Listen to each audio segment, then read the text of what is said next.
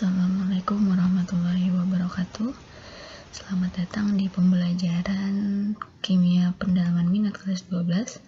Pada submateri ini kita akan mempelajari tentang penurunan tekanan uap. Ya.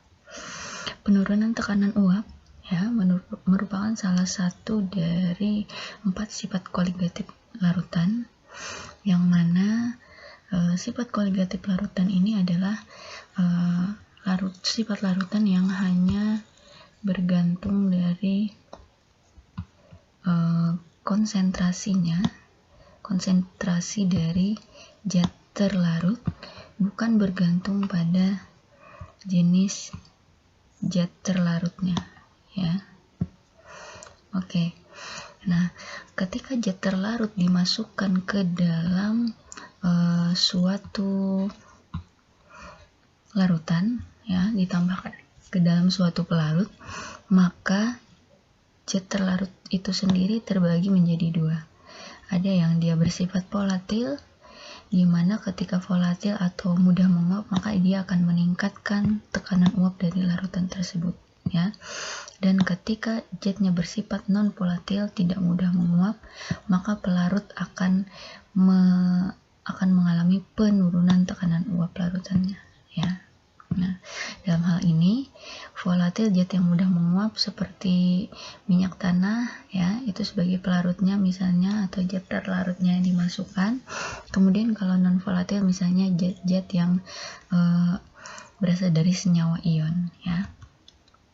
Oke, terkait dengan hal itu ada pula hukum Raoult, ya, di mana hukum Raoult ini menyebutkan bahwa tekanan uap dari suatu larutan sama dengan fraksi mol dari zat terlarut dikali dengan tekanan uap pelarut murninya, ya, pelarut murninya di sini. Nah, jadi untuk perhitungan tekanan uap maka digunakan hukum Raoult ini, ya. Berbicara tentang hukum Raoult, maka kita tidak jauh dari kimiawan berkebangsaan Prancis, yaitu François-Marie Raoult, ya. Di sini Raoult melakukan berbagai eksperimen mengenai larutannya. Yang pertama, dia melakukan atau menulis tentang bagaimana hubungan antara titik beku zat cair dengan adanya zat terlarut, ya. Dia juga melakukan berbagai penelitian bagaimana pelarutnya jika bukan air, yaitu misalnya benzena dan asam asetat, ya. Dari berbagai penelitiannya bisa ditarik kesimpulan bahwa ada kaitan antara molalitas yang merupakan satuan konsentrasi dengan titik beku dari pelarut, ya. Selain itu juga bisa disimpulkan ada keterkaitan antara penurunan tekanan uap pelarut yang terjadi karena adanya zat terlarut yang sebanding dengan fraksi mol. Nah, inilah yang kemudian dikenal dengan hukum Raoult, ya. Oke, ya. Larutan jenis apa yang mematuhi hukum Raoult? Itu adalah larutan ideal, ya. Jadi larutan ideal itu memiliki salah satunya adalah dia konsentrasinya kecil, ya. Nah, itu dikenal dengan dilute solution, ya. Kemudian partikel pelarut dan zat terlarut memiliki ukuran yang serupa, ya. Jadi antara solut dan solventnya dia serupa, serta memiliki gaya tarik antar molekul yang sejenis, ya. Jadi larutan ideal umumnya atau larutan encer yang memiliki konsentrasi kecil mematuhi hukum Raoult, ya. Jadi berlaku hanya untuk larutan encer, ya. Oke, sekarang kita masuk ke soal yang pertama, ya. Pada soal pertama ini adalah kita akan menentukan fraksi mol dari suatu zat terlarut, ya. Di sini ada dua zat, ada NaCl, natrium klorida, dan air, di mana larutan natrium klorida dan air ini dia memiliki tekanan uapnya adalah 0,854 atmosfer pada suhu 100 derajat Celcius, ya. Kemudian kita akan menghitung bagaimana fraksi molnya, ya, praksimol dari natrium klorida atau praksimol dari zat terlarutnya, ya. Nah, jadi di sini ada kuncinya ya untuk mencari ya. Yang pertama kita lihat dulu zat terlarutnya di sini adalah natrium klorida. Natrium klorida adalah senyawa ionik di mana dia terurai menjadi Na+ dan Cl-. Dan ketika banyak ion terdapat pada suatu larutan, maka itu akan menghalangi yang namanya penguapan ya. Sehingga NaCl bersifat non volatil, tidak mudah menguap ya.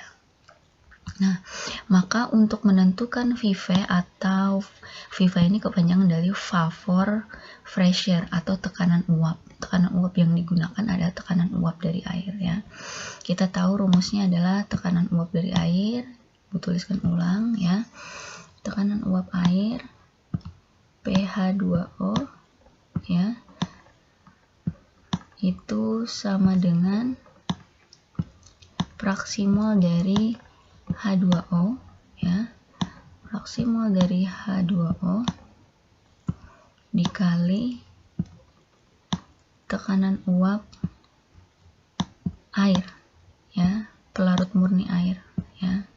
Nah, di sini karena tekanan uap dari larutannya sudah ada ya, yaitu tadi 0,854 ya, maka bisa langsung dimasukkan ya, maka bisa langsung dimasukkan di sini 0,854 sama dengan ya praksimol dari H2O yang akan kita cari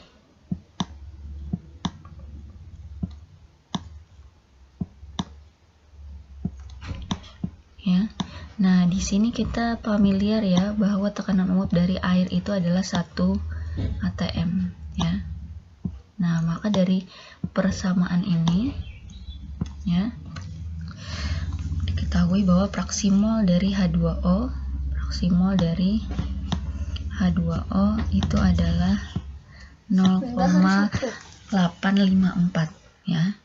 Kemudian ada persamaan jumlah praksimol antara pelarut dan praksimol antara zat terlarut itu adalah selalu sama dengan 1. Ketika praksimol dari pelarut sudah diketahui, maka kita bisa mencari praksimol zat terlarut, yaitu 1 dikurang 0,854 menjadi 0,146. Inilah hasil dari praksimol zat terlarut natrium klorida. Oke, kita lanjutkan pembahasan soal yang kedua ya.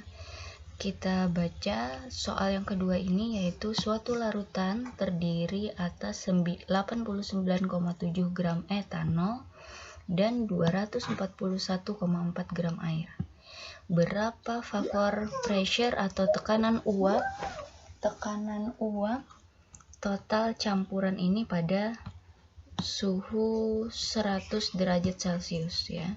Jika diketahui tekanan uap dari etanol pada suhu ini adalah 1694 torr ya. Dalam hal ini kita bisa menyimak bahwa dari campuran ini yang berperan sebagai zat terlarut adalah etanol ya. Kenapa? Karena memiliki massa lebih kecil dibandingkan air ya. Pencampuran ini memiliki tekanan uap etanol yaitu 1694 torr. Nah, di sini dari satuan tekanan sedikit berbeda dengan soal nomor 1 karena nomor 1 tadi satuan tekanannya adalah atmosfer ya. Memang untuk tekanan itu memiliki banyak sekali satuan torr, pascal, atmosfer dan lain sebagainya ya. Nah, selain itu yang perlu kita ketahui adalah H2O air. Mungkin kita sudah tahu rumus umumnya karena bisa menentukan MR-nya nanti, yaitu sebanyak 18 ya. Etanol di sini adalah rumus umumnya CH3CH2OH. Kita bisa tentukan MR-nya, yaitu C-nya ada 2, 24 ditambah 5H 29 ditambah 1H 30 16 sehingga MR-nya adalah 46 ya. Untuk menyelesaikan soal ini, maka kalian harus mencari tekanan uap dari masing-masing jet, ya. Nah, sebelumnya kita tentukan dulu molnya, ya, karena di sini ada data massa, ya. Pertama kita tentukan dulu mol air, ya. Mol air itu adalah massa dibagi mR. Massa yang sudah ada dimasukkan, hasilnya adalah 13,41 mol untuk mol air. Kemudian untuk mol etanol sama, ya, diperoleh 1,95 mol, ya. Dari data mol maka kita bisa mencari data fraksi mol, ya. Data fraksi mol untuk air, ya, adalah mol air dibagi mol total, ya. Hasilnya adalah 0,873. Sedangkan untuk mol etanol kita tinggal mengurangkan, ya. 1 dikurang 0,873 adalah 0,127, ya. Nah, selanjutnya setelah mendapatkan fraksi mol dari masing-masing, ya, maka kita bisa menentukan tekanan uapnya, ya. Untuk air, ya, untuk air di sini fraksi mol dikali tekanan uap air, pelarut murni air, ya. Tinggal dimasukkan air adalah 0,873 dikali 760. Ini sudah ketetapan, ya. 760 tor untuk air itu, ya. Diperoleh 664 tor, ya. 664 tor, ya. Kemudian untuk etanol begitu pula, fraksi molnya 0,127 dikali dengan 1694, ya.